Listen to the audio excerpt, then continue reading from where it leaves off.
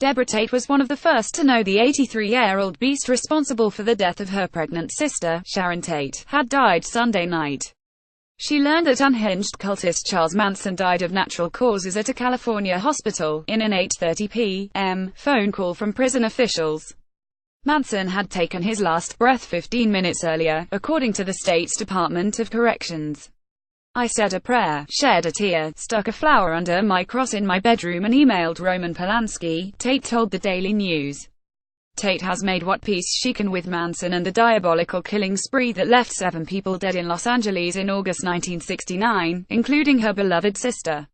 Sharon Tate, the actress wife of director Roman Polanski, was 2 weeks from giving birth when Manson's crazed followers brutally stabbed her and 4 others to death in her Benedict Canyon home.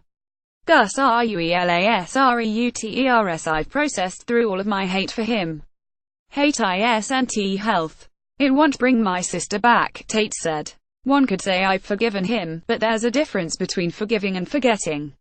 The news of Manson's death comes as Tate, 65, battles a breast cancer diagnosis and a bout of laryngitis. Tate always felt at ease with the cold-blooded mastermind, spending 4 decades locked away at the Corcoran State Prison since his 1971 sentencing.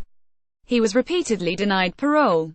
California Department of Corrections and Rehabilitation via Reuters. He was the least of my worries, she explained. It was Manson's followers, the ones who plunged their blades into her sister's body, that troubled her. She has made it her life's mission to keep the crazed cult members behind bars.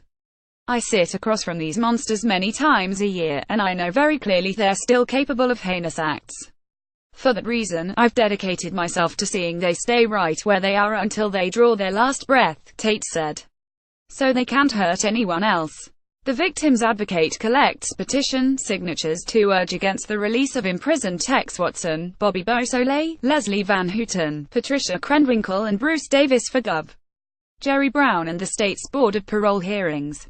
Tate went face-to-face with 68-year-old Van Houten in September to argue against her chance at parole.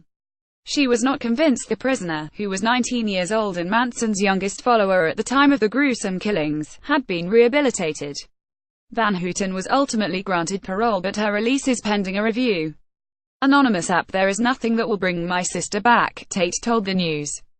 For me, her struggles are over, and this is about the world that she left behind, she added. I feel totally that I'm a guardian of the world at large, guarding others from feeling the same kind of pain and grief that these perpetrators inflicted on us.